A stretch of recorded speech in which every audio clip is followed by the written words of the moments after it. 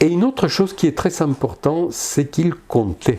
Et, disons, les gens sentaient qu'ils pouvaient exercer une influence sur l'avenir. Et n'était pas simplement que les domestiques d'avant, et c'était maintenant un groupe social qui comptait.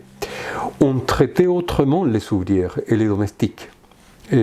C'était pas quelque chose de négligeable, et maintenant on s'adressait à eux comme messieurs. Ils se promenaient la tête haute, on sentait qu'ils comptaient, il était un gouvernement, c'était notre gouvernement. Et je pense que cet élément c'est très important, parce qu'il n'y a pas que les questions économiques qui comptent. Bien sûr, elles comptent, hein. Il y avait l'inflation, il y avait le marché noir, mais les gens vivaient mieux, et surtout les pauvres. Mais aussi, pour la première fois, les pauvres comptaient, n'étaient plus quantité négligeable. Et ça, c'est très important dans la mémoire sociale. C'est ça les grands souvenirs du gouvernement Allende. C'est vrai que s'il faisait ça au Vietnam, qu'est-ce qu'il n'allait pas faire en Amérique latine?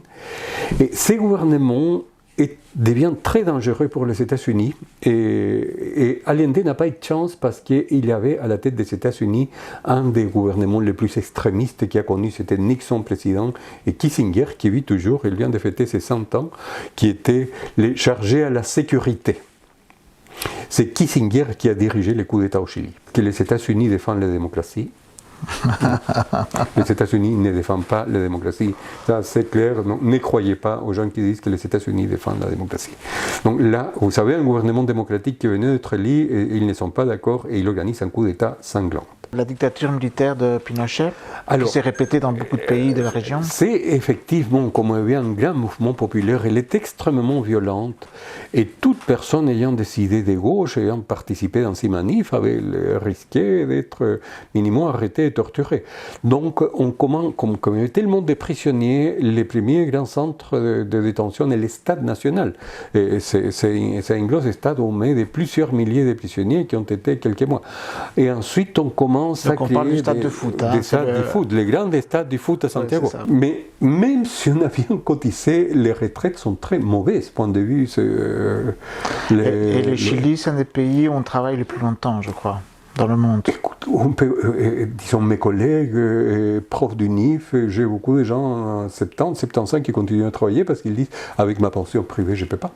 Et donc, beaucoup de gens sont pratiquement forcés à continuer à travailler.